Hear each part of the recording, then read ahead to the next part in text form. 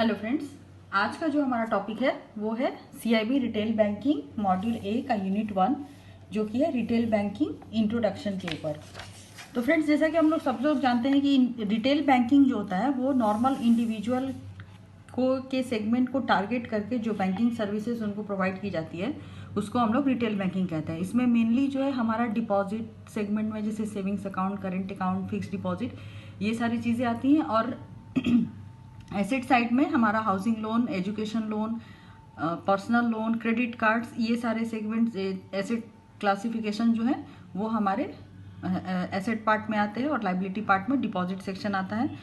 तो मेनली जो retail banking है ये इन्हीं प्रोडक्ट्स को टारगेट बेस्ड करके जो है वो प्रोसेस की जाती हैं। तो यहाँ पे डिफरेंट डेफिनेशन दिया हुआ है फ्रेंड्स रिटेल बैंकिंग का। तो ये भी सेम है कि रिटेल बैंकिंग जो है वो डील करती है lending money to the consumers को, यानी जो लोन्स, रिटेल लोन्स जो प्रोवाइड किए जाते हैं कस्टमर को, housing loan, car loan, education loan, वो सारी चीज़ें। उसके बाद रिटेल बैंकिंग जो है इसमें ट्रांजैक्शन डायरेक्टली जो है with consumers rather than corporate और अदर एंटिटीज जो है, जैसा कि मैंने आपको बताया फ्रेंड्स कि नॉर्मल इंडिविजुअल्स को टारगेट बेस्ड करके जो बैंकिंग सर्विसेज प्रोवाइड की जाती हैं उसको हम लोग रिटेल बैंकिंग बोलते हैं। रिटेल बैंकिंग में स्मॉल अकाउंट होल्डर्स को भी टारगेट किया जाता है। Banking services offered to individual customer such as saving account, retail loan, remittance services, ये सारी चीज़ें रिटेल बैंकिंग में आएंगी बैंकिंग सर्विसेज की। उसके बाद है characteristic of retail banking. Retail banking का कैरेक्टरिस्टिक क्या है? तो रिटेल बैंकिंग जो है इंडिविजुअल कस्टमर को टारगेट करके जो बैंकिंग फैसिलिटी प्रोवाइड की जाती है वो रिटेल बैंकिंग है।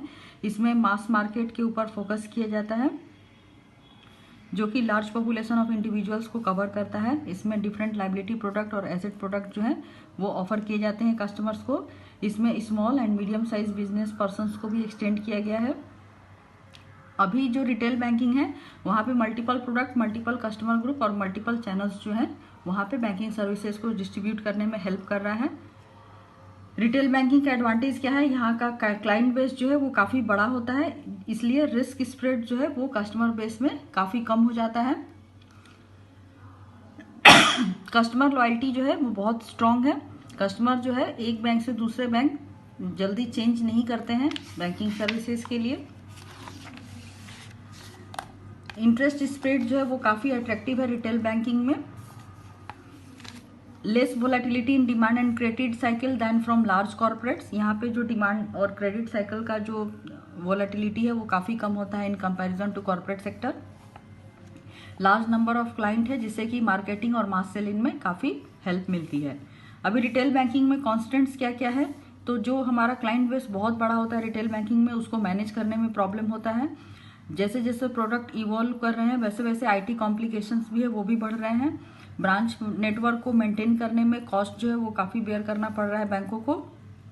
अनसिक्योर्ड रिटेल लोन और क्रेडिट कार्ड रिसीवेबल्स के ऊपर जो है हाईली डेलिक्वेंसीज है। अगर किसी बैंक में कस्टमर का जो है फेथ अगर कम होने लगे तो वो सडन आउटफ्लो शुरू हो जाता है रिटेल डिपॉजिट का, इसी को हम लोग बैंक रन भी कहते हैं। अभी रिटेल बैंकिंग का इवोल्यूशन कैसे हुआ? तो फ्रेंड्स, सबसे पहले जो पीएसयू बैंक थे वो बैंक कस्टमर्स को जो है बैंकिंग सर्विसेज प्रोवाइड करते थे। तो धीरे धीरे जैसे जैसे कस्टमर की नीड और वांट्स बढ़ने लगी वैसे वैसे ज़्यादा से ज़्यादा प्रोडक्ट और सर्विस की ज़रूरत उनको पड़ने लगी। तो बैंकों ने अपने प्रोडक्ट को उसी के अकॉर्डिंग जो है रीडिज़ाइन किया और सर्विसेज को इन्हेंस किया। फिर बाद में private sector bank, foreign banks भी जो है रिटेल बैंकिंग में आगे आए और उन्होंने भी पार्टिसिपेट किया। Necessity for banks to reposition themselves with newer business model to satisfy the ever-changing needs of the existing customer and also to cater to the expectation of the new class of emerging customer। तो बैंकों की ये necessity होने लगी कि वो जैसे जैसे emerging customer जो है उनके एक्सपेक्टेशन के अकॉर्डिंग अपने प्रोडक्ट्स को रीडिज़ाइन करें और जिस तरीके से उनके नीड जो है चेंज हो रहे हैं उस तरीके से उनको सर्विस प्रोवाइड किया जाए। Customer base changed from homogeneous to heterogeneous over a period of time. उसके बाद कस्टमर बेस जो है वो होमोजीनस से हेट्रोजीनस हो गया और बैंकों को ज़्यादा से ज़्यादा जो है अपने प्रोडक्ट को रीडिज़ाइन करना पड़ा और सर्विस मॉडल्स को चेंज करना पड़ा ताकि वो कस्टमर के नीड्स को फुलफिल कर सके। कैपजेमिनी जो है वर्ल्ड रिटेल बैंकिंग रिपोर्ट लेकर आती है फ्रॉम टाइम टू टाइम, जिसको कि हम लोग वर्ल्ड रिटेल बैंकिंग रिपोर्ट 2015 भी कहते हैं। तो इस रिपोर्ट में जो 2015 का रिपोर्ट था उसमें ये बताया गया था कि बैंक जो है कस्टमर एक्सपेक्टेशन में काफ़ी शॉर्टफॉल देखने का आ रहा है और बैंकों को नॉन बैंक प्लेयर्स जो है वो काफ़ी कंपटीशन दे रहे हैं और बैंक जो है अपने फ्रंट एंड कॉस्ट पे और बैक एंड सर्विस कॉस्ट पे जो है ज़्यादा फोकस कर रही है, जबकि बैंकों को फ्रंट ऑफिस में ज़्यादा इन्वेस्ट करना है क्योंकि कस्टमर का जो इंटरेक्शन है वो सबसे पहले फ्रंट ऑफिस के ऊपर ही होता है। तो बैंकों को फ्रंट ऑफिस के ऊपर ज़्यादा फोकस करना चाहिए। अभी इंडिया में रिटेल बैंकिंग का क्या सिनारियो है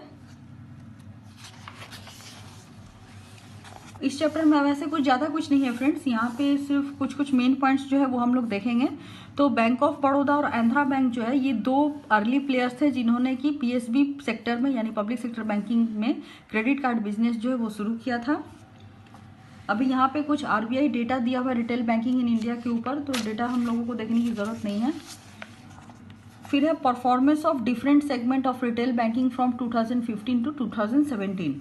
तो सबसे पहला जो परफॉर्मेंस डिफरेंस हुआ था वो था हाउसिंग लोन में। हाउसिंग लोन जो था टोटल रिटेल लोन पोर्टफोलियो में 54% से ज़्यादा का कंट्रीब्यूशन जो है वो हाउसिंग लोन का है। क्रेडिट कार्ड रिसीवेबल्स भी 30% ग्रो हुआ। एटीएम जो है उनका ज्योग्राफिकल रीच काफ़ी इंक्रीज हुआ। पहले एटीएम काफ़ी कम होते थे, अभी आपको एटीएम बहुत ज़्यादा देखने को मिलेंगे। वाइट लेवल एटीएम ऐसे एटीएम को कहा जाता है जो कि कोई भी नॉन बैंक एंटिटीज जो है वो उसको ऑपरेट करती है, उनका भी चलन जो है काफ़ी बढ़ा इंडिया के अंदर। डेबिट कार्ड का भी काफ़ी ग्रोथ हुआ। जनधन योजना आने के बाद जो रुपए कार्ड आया, बैंकों ने जो रुपए कार्ड इशू करना शुरू किया उससे डेबिट कार्ड में भी काफ़ी ग्रोथ देखने को मिला। Credit card registered increase growth of 35.90%। Credit card का जो है वो भी नंबर काफ़ी इंक्रीज हुआ। Electronic and card based payment system जो है उसमें भी काफ़ी जो है काफ़ी ग्रोथ देखने को मिला। प्रीपेड पेमेंट इंस्ट्रूमेंट ऐसे होते हैं जिनसे कि गुड्स एंड सर्विसेज को परचेज किया जा सकता है या फिर फंड ट्रांसफर किया जाता है, तो वो भी काफ़ी इंक्रीज हुए। तो एक तरह से देखा जाए फ्रेंड्स कि रिटेल बैंकिंग जो एक क्रिटिकल सोर्स होता है रेवेन्यू एंड प्रॉफिटेबिलिटी के लिए फॉर मेजर बैंक्स, यानी रिटेल बैंकिंग से बैंकों को काफ़ी इनकम जो है वो जनरेट होती है। फिर है prerequisite for success of retail banking, तो presence of an efficient delivery mechanism. अभी आज के डेट में जो है बैंक अपने कस्टमर्स को प्रोडक्ट डिलीवरी और सर्विसेज डिलीवरी के लिए काफ़ी safe, secure and prompt service जो है और कॉस्ट इफेक्टिव मैनर में जो है कस्टमर को प्रोवाइड कर रही है। नेक्स्ट है प्रोडक्ट एप्रोप्रिएटनेस, यानी कि रिटेल बैंकिंग में कस्टमर को टारगेट बेस्ड करके उनके रिक्वायरमेंट और नीड के अकॉर्डिंग जो है प्रोडक्ट को रिडिज़ाइन किया गया और प्रोडक्ट को इवॉल्व किया गया। फिर नेक्स्ट जो है वो है प्राइसिंग का मतलब है कि प्रोडक्ट और services both on the liability as well as asset side. Retail banking में काफ़ी इंटरेस्ट रेट जो है आइदर इन लाइबिलिटी प्रोडक्ट और इन एसेट प्रोडक्ट, ये काफ़ी जो है अच्छा और जो कस्टमर के सहूलियत के हिसाब से वहाँ पे अच्छे इंटरेस्ट रेट जो है वो कस्टमर्स को प्रोवाइड किए जा रहे हैं। Scoring models for accessing the credit worthiness, तो जब स्कोरिंग मॉडल आने से बैंकों को जो क्रेडिट असेसमेंट है उसमें काफ़ी जो है ट्रांसपेरेंसी और एफिशिएंसी हो गई। अभी बैंक्स जो है क्रेडिट इन्फॉर्मेशन रिपोर्ट जैसे कि सिबिल इक्विफैक्स वगैरह हम लोग यूज़ करते हैं, तो उससे बैंकों को किसी भी एप्लीकेंट के फिनेंशियल डिसिप्लिन के को एसेस करने में काफ़ी हेल्प मिलने लगी। फिर है कंज्यूमर प्रोटेक्शन इन्वायरमेंट, अगर कोई बैंक जो है अगर जैसे BCA SBI अभी बनाया गया है, कोई बैंक अगर उसको नहीं फॉलो करती है या उसको वायोलेट करती है तो RBI जो है जो रेगुलेटरी अथॉरिटी है वो बैंकों के ऊपर जो है पेनल्टी भी इम्पोज कर सकता है अगर बैंक जो है फेल होती है कंज्यूमर्स प्रोटेक्शन के इंटरेस्ट और अनफेयर प्रैक्टिसेस अगर वो यूज़ करती है तो। फिर है चैलेंजेस फॉर रिटेल बैंकिंग में क्या क्या चैलेंजेस हैं। तो सबसे पहला जो चैलेंज है वो कंज्यूमर प्रोटेक्शन एंड प्राइसिंग है, यानी कि कस्टमर को जो है चार्जेस जो हम लोग सर्विस चार्जेस जो कस्टमर को लगाए जाते हैं और जो प्रोडक्ट प्राइसिंग है जो लोन के ऊपर और डिपॉजिट के ऊपर जो रेट ऑफ इंटरेस्ट है वो हमेशा जो है नॉन डिस्क्रिमिनेटरी, रिस्क बेस्ड और कॉम्पिटिटिव एंड वैल्यू एडेड होना चाहिए ताकि कस्टमर उसको काफ़ी सहूलियत के हिसाब से अपनी सहूलियत के हिसाब से जो है यूटिलाइज कर सके। फिर है इनएडिक्वेसी ऑफ MIS, अगर कस्टमर का जो डेटाबेस है वो अगर सही तरीके से जो नहीं यूटिलाइज किया जाए या अगर नहीं उसको ढंग से जो है डेटा MIS जो है वो प्रिपेयर किया जाए तो भी कस्टमर को जो है आपको बैंक जो है उसको फेस कर सकती है प्रॉब्लम कस्टमर प्रोडक्ट प्राइसिंग में या फिर मार्केटिंग सेगमेंट में। तो जो MIS है वो हमेशा एडिक्वेट होना चाहिए बैंकों का। फिर है अंडरस्टैंडिंग ऑफ KYC या AML इशू। RBI जो है इसके लिए बैंकों के ऊपर पेनल्टी लगा सकती है अगर बैंकों ने KYC या AML के रूल को वायलेट किया है या अगर फॉलो नहीं किया है। इसके लिए बैंकों को प्रॉपर ड्यू डिलीजेंस करना चाहिए अपने कस्टमर्स का और अप्रोप्रिएट जो KYC रिक्वायरमेंट है उसको फॉलो करना चाहिए। फिर है मैनेजिंग रिस्क। बैंकों में जैसा हमने देखा फ्रेंड्स BFM में भी कि बहुत बैंकों को कई तरह के रिस्क होते हैं जो बेयर करने पड़ते हैं। तो अगर बैंक उसको सही से मैनेज नहीं करे तो बैंक को काफ़ी लॉस हो सकता है। तो ये रिस्क जैसे ऑपरेशनल रिस्क हो गया, फ्रॉड की वजह से कोई रिस्क अराइज हुआ, या बिजनेस रिस्क हुआ, मार्केट रिस्क हुआ, लिक्विडिटी रिस्क हुआ, इंटरेस्ट रेट रिस्क हुआ। तो ये सारे रिस्क को जो है बैंकों का रिस्क मैनेजमेंट काफ़ी इंप्रूव होना चाहिए ताकि वो इस तरह की इशू को एड्रेस कर सकें। फिर है effects of disruptive new technologies, यानी कि scope for fraudulent transaction through impersonation and identity theft जो है ये एक बहुत बड़ा चैलेंज होता है रिटेल बैंकिंग सेक्टर में कि अगर किसी के ATM कार्ड या इंटरनेट बैंकिंग या टेलीफोन बैंकिंग में अगर कोई फ्रॉड हो जाए तो इसके लिए भी बैंकों को अपने कस्टमर को इंश्योर करना चाहिए और उनका जो है जो सर्विस वो ऑफर कर रहे हैं वो सिक्योर्ड प्लेटफॉर्म के ऊपर होना चाहिए। अभी ये कंटिन्यूइंग ग्रोथ जो है बैंकों को banks are free to reasonably charge their customers, यानी कि कंटिन्यूइंग ग्रोथ की वजह से जो है कस्टमर के ऊपर चार्ज का बर्डन जो है वो नहीं बढ़ना चाहिए। चार्ज जो है रीजनेबली होना चाहिए कस्टमर्स के लिए। तो इस तरह से हम लोग देखते हैं कि रिटेल बैंकिंग में अगर हम कस्टमर्स को बेटर सर्विस अगर प्रोवाइड करते हैं तो हमारा जो बैंकों का रेवेन्यू है वो भी काफ़ी हद तक जो है काफ़ी ग्रो करेगा और लार्जर रेवेन्यू जो है वो बैंकों के लिए जनरेट होगा। अभी reasons for the growth of the retail banking segment, जो रिटेल बैंकिंग में इतना ग्रोथ देखने को मिला वो किस किस रीजन से हुआ। तो सबसे पहला रीजन जो है फ्रेंड्स वो है rise of the young Indian professional. अभी जो इंडियन मिडिल क्लास में जो मिडिल टू हाई इनकम का जो परसेंटेज है वो काफ़ी इंक्रीज हुआ है और यंग पॉपुलेशन जो है उनकी परचेजिंग पावर भी काफ़ी बढ़ी है। तो इसलिए वो पर्सनल डेट एक्वायर करने में भी जो है उनका नंबर काफ़ी इंक्रीज हुआ है। तो इससे रिटेल बैंकिंग सेगमेंट में काफ़ी ग्रोथ हुआ। नेक्स्ट है growth has an economic super power. Retail banking जो है इकोनॉमी ग्रोइंग में एक इम्पॉर्टेंट रोल जो है प्ले कर रही है।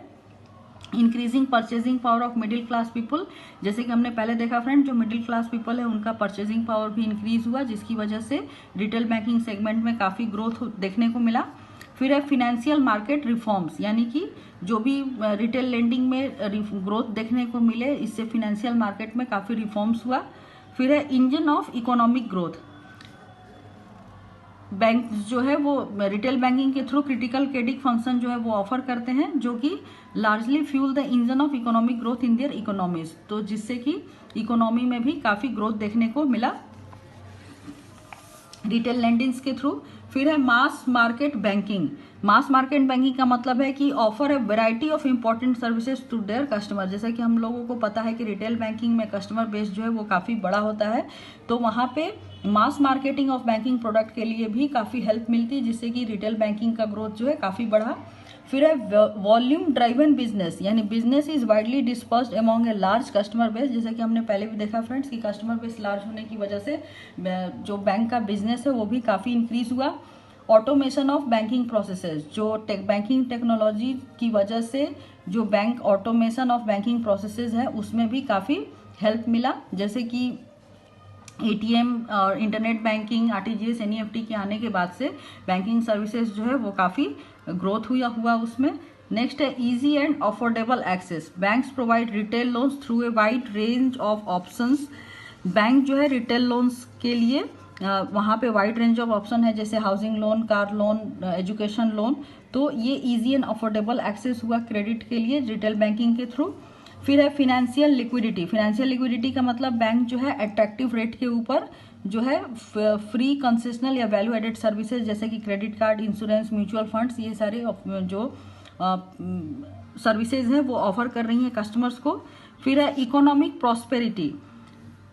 इकोनॉमिक प्रॉस्पेरिटी का मतलब कस्टमर का जो परचेजिंग पावर है उसको काफ़ी इंक्रीज मिला रिटेल बैंकिंग की वजह से। फिर है चेंजिंग कंज्यूमर डेमोग्राफिक, यानी कि जो कंजम्पशन है बोथ क्वालिटेटिवली एंड क्वांटिटेटिवली जो है पॉपुलेशन साइज के बेस पे उसमें काफ़ी ग्रोथ देखने को मिला। फिर है टेक्नोलॉजिकल इनोवेशन, यानी कि debit card, internet banking, phone banking, anywhere any time banking जो है इसकी वजह से पॉसिबल हो सका जब टेक्नोलॉजी बैंकिंग में आई। तो उसके बाद फिर है increase the bank liquid cash, treasury income से भी जो है उससे भी बैंकों को इनकम होती है, लेकिन लास्ट 2 ईयर्स में जो है इसमें काफ़ी डिक्लाइन देखने को मिला है। इसीलिए रिटेल बिजनेस जो है वो एक काफ़ी अच्छा व्हीकल है प्रॉफिट अर्न करने के लिए बैंकों को। तो रिटेल बैंकिंग सेगमेंट के थ्रू भी बैंक जो है काफ़ी हद तक प्रॉफिट जो है वो जनरेट करती है। फिर है डिक्लाइन इन इंटरेस्ट रेट, अभी इंटरेस्ट रेट में जो है काफ़ी डिक्लाइन हुआ, जिसकी वजह से लोगों को काफ़ी कम रेट के ऊपर जो है क्रेडिट अवेलेबल होने लगा। तो इससे डिमांड ऑफ सच क्रेडिट जो है वो काफ़ी इंक्रीज हुआ। फिर है declining cost of incremental deposit, यानी कि रिटेल बैंकिंग के थ्रू बैंकों को काफ़ी लो रेट ऑफ इंटरेस्ट के ऊपर जो लो कॉस्ट हमारा डिपॉजिट है, saving account and current account, जिसके ऊपर नो कॉस्ट होता है बैंकों के लिए, बैंक उसमें जो है काफ़ी कम कॉस्ट के ऊपर बैंकों को डिपॉजिट अवेलेबल हुआ। फिर है change of term of loans, पहले लोन्स जो होते थे काफ़ी कम टेन्योर के लिए होते थे, तो उसके बाद रिटेल बैंकिंग सेगमेंट में लोन का टेन्योर जो है वो 15 ईयर्स से लेकर 30 ईयर्स तक होता है, जिससे कि बोरोवर जो है उनका फिनेंशियल लिवरेज जो है काफ़ी बढ़ा। इस वजह से अब ये scope of retail banking in India में रिटेल बैंकिंग का क्या स्कोप है, तो ये इकोनॉमिक एक्टिविटी को इंक्रीज करता है, जो पीपल हैं उनके परचेजिंग पावर को इंक्रीज करता है। इसके बाद से people want to save less and spend more, यानी कि उनको अगर फिनेंशियल असिस्टेंट मिले तो वो जो है सेव लेस करेंगे और स्पेंड मोर करेंगे। तो इससे क्या है इकोनॉमी बूम भी देखने को मिलेगा। न्यूक्लियर फैमिली कंसेप्ट की वजह से लोगों में लार्ज सेविंग जो है वो टेंडेंसी जो है वो इम्प्रूव हुई। फिर है टैक्स बेनिफिट, हाउसिंग लोन से बोरोवर को टैक्स बेनिफिट भी वो अवेल कर सकते हैं, तो इससे कस्टमर को काफ़ी टैक्स बेनिफिट का जो फ़ायदा है वो भी मिलने लगा। तो फ्रेंड्स इसी के साथ हमारा रिटेल बैंकिंग इंट्रोडक्शन के ऊपर जो चैप्टर है यहीं खत्म हुआ। नेक्स्ट वीडियो में हम लोग नेक्स्ट टॉपिक के साथ मिलेंगे, तो तब तक के लिए keep watching our channel and thank you for watching this video.